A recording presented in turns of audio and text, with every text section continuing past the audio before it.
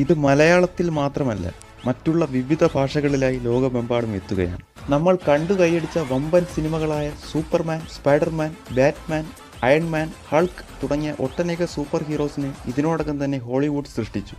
നമ്മുടെ ഇന്ത്യയിലാകട്ടെ ക്രിഷ്, റാവോൺ, ദ്രോണ, മുഖംമൂടി തുടങ്ങിയ സൂപ്പർ ഹീറോ ചിത്രങ്ങൾ നിർമ്മിച്ചുവെങ്കിലും മലയാളത്തിൽ ഇതുവരെ അങ്ങനെ ഒരു ചിത്രം നിർമ്മിക്കുവാൻ സാധിച്ചിട്ടില്ല എന്നൊരു ദുഃഖമിരിക്കവേ നമ്മുടെ മലയാളക്കരയിലേക്ക് ഉത്സവത്തിൻ്റെ ആർജവത്തോടെ ദാ വരുന്നു മക്കളെ മിന്നൽ മുരളി. ഒരു ബിഗ് ബജറ്റിൽ നിർമ്മിച്ചിരിക്കുന്ന ചിത്രം നെറ്റ്ഫ്ലിക്സിലൂടെ ഈ മാസം പ്രദർശനത്തിനൊരുങ്ങുകയാണ്. വീക്കെൻഡ് ബ്ലോക്ക് ബസ്റ്റർ ബാനറിൽ സോഫിയ പോൾ നിർമ്മിച്ച ആക്ഷൻ സൂപ്പർ ഹീറോ ചിത്രം മിന്നൽ മുരളിയുടെ സംവിധായകൻ ബേസിൽ ജോസഫാണ്.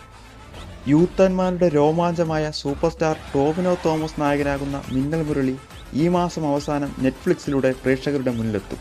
ചിത്രം നെറ്റ്ഫ്ലിക്സ് പോലൊരു ലോകോത്തര പ്ലാറ്റ്ഫോമിൽ റിലീസ് ചെയ്യുന്നതിൽ അതിയായ സന്തോഷമുണ്ട് എന്നാണ്